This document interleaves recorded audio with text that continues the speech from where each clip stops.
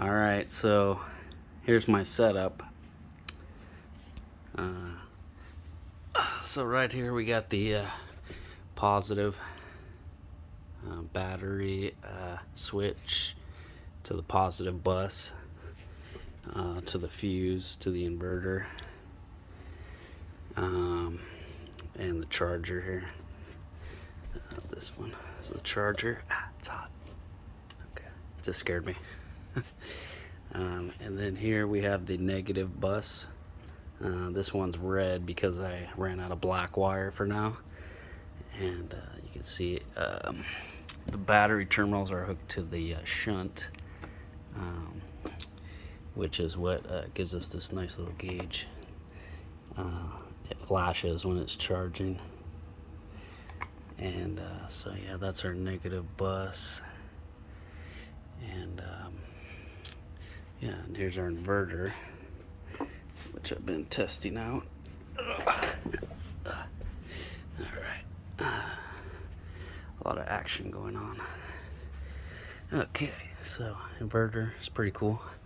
I can do a little test and see on the gauge here. We're gonna turn on this heat gun, which takes quite a bit of power, and watch the numbers. It will no longer be charging at 29 amps. So now the light goes full backlit. It looks like it's a little too bright for my camera. There's a way to change that, but I don't know how.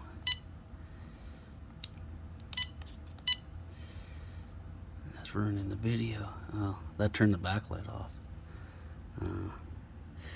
I guess you can kind of see in the light.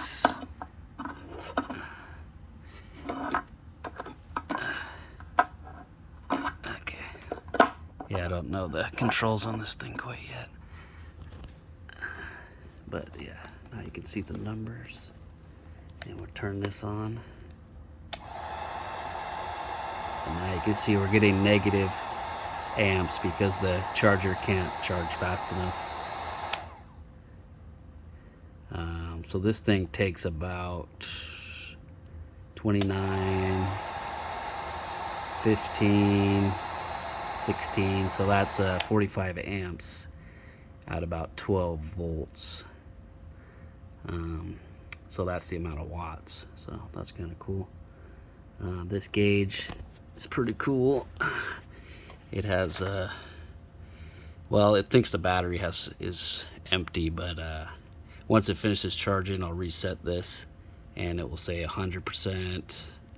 Now it says 7%, and it will say 120 amp hours, which is how much it has. And yeah, that's how many watts it's charging at right now, 400 watts. 29 amps because the inverter's on, and 13.4 volts is going into the lithium battery, or is what the lithium battery's at right now. It's being charged at a little bit higher voltage, about 14.3. So we can turn the inverter off, and we'll see the amps goes up a little bit. So the inverter takes a little bit of power just by itself, and that's turning it on. Yeah, I forgot I was gonna say something else. Oh yeah, I wanted to see how many watts it said when we turn on the heat gun here. Okay, so let's see. Oh, so we're using 200 watts now. Differentially, I guess. So I think that means it's going from 400 to 0 to 200, perhaps. Yeah.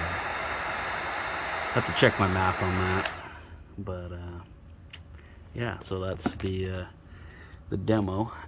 And this system will be going in my Microcamper Honda Element, and it will tuck in there nicely once it's all finished and mounted to this expanded PVC, which is a good insulating material. It's non-flammable. It's actually apparently it's self-extinguishing, which I'd like to test out, but I don't have a lighter, so I'll just take their word for it. Most people just use wood, which wood works. It's easy to work with, but I heard this is better. So, and I'm about to mount everything to it. All these buses. This is pretty dangerous right now, by the way. If anything crossed these buses, it would be a big time spark show. Yeah, it would just burn everything instantly.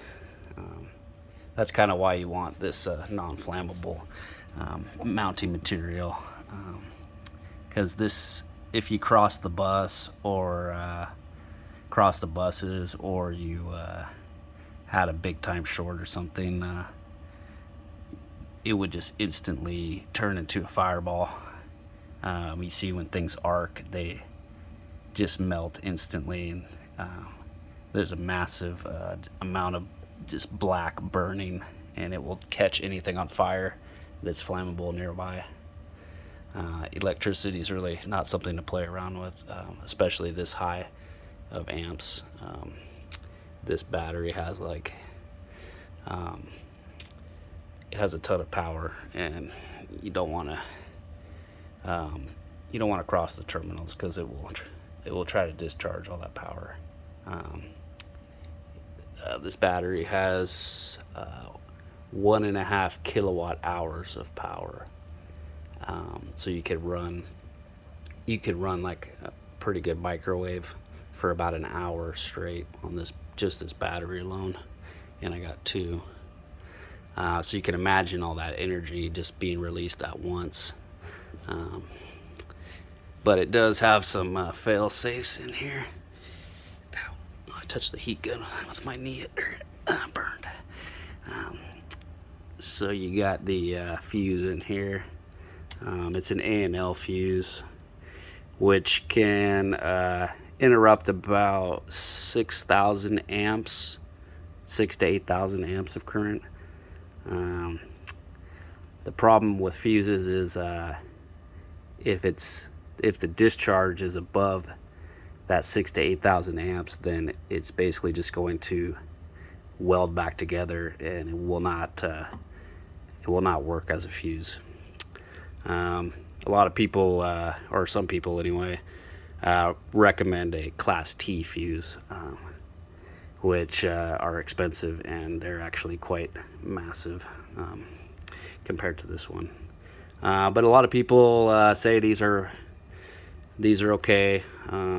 It does also have a BMS, which is a computer chip that kind of controls these cells, and that is kind of the first line of defense, and the fuse is kind of just a worst case scenario, I guess. It likely never really comes into play, because the BMS is pretty good at preventing any catastrophes. They come a long way from lead acid and NiCad. These lithium phosphate batteries are pretty incredible. A big leap in technology, really, battery technology. I mean, they're just really good. Their only downside is they struggle under 0 degrees Celsius, so under 32, which a lot of the US and a lot of countries get under that temperature, once a season at least. So a lot of them, but technology always finds a way, and they got these batteries with warmers in them, and it will use the battery energy to keep it at a minimal temperature so that it can remain operational. It's possible like Teslas and stuff have the same type of feature. I'm not sure. I'm not a battery chemist or anything like that. I'm an amateur, and I just kind of take what I read in the manual at face value, because You know, I kind of trust the engineers that do know the chemistry and all that crap. And but I just get to have fun and hook it all up, and yeah. So that's pretty much it for now. There's only one thing left to. Well, there's another thing I want to hook into here, which is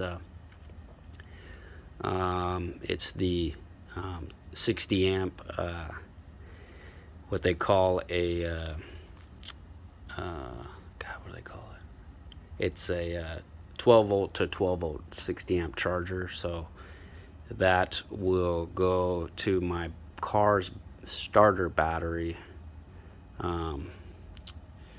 to the bus, and to the what they call these, the house batteries, which is kind of your storage batteries, whatever you're doing. So I just installed a high amperage alternator that can charge these batteries pretty fast. The alternator can do 340 amps at 12 or at 1800 RPM. But the only problem with that is I was talking to the company, and they said you don't really want to run at that for a long period of time, because it will get extremely hot, and that it reduces the life of the alternator. It's pretty hard on it.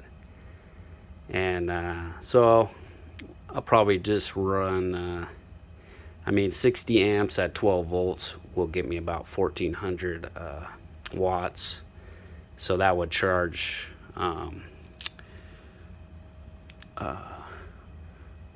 wait, no, I think it's half of that. 12 times 60 is 700 something. So that would charge one battery in 2 hours, charge 2 batteries in 4 hours. But I think I can get away with having 2 60 amp chargers, and that was what I was thinking of, is the 1400 watts, which would charge that would charge both batteries in 2 hours, which is pretty dang good. Yep, so that's what's going on. And this all still needs a lot of finishing touches. It's really a pain to make sure you get all the right terminals, and you order the component like the bus bar or the fuse, and then it ends up being a terminal that you didn't expect, or you just change your mind about the layout and realize you ordered all the wrong terminals. And no matter how well I seem to try to plan it out, I always end up ordering all the wrong terminals. So now that it's kind of mocked up, I can really dial it in and add some finishing touches and get it all mounted to this board, or these boards. So yep. Well, if you listen to the end, I wasn't planning to talk for this long, but yeah, hope you thought it was interesting.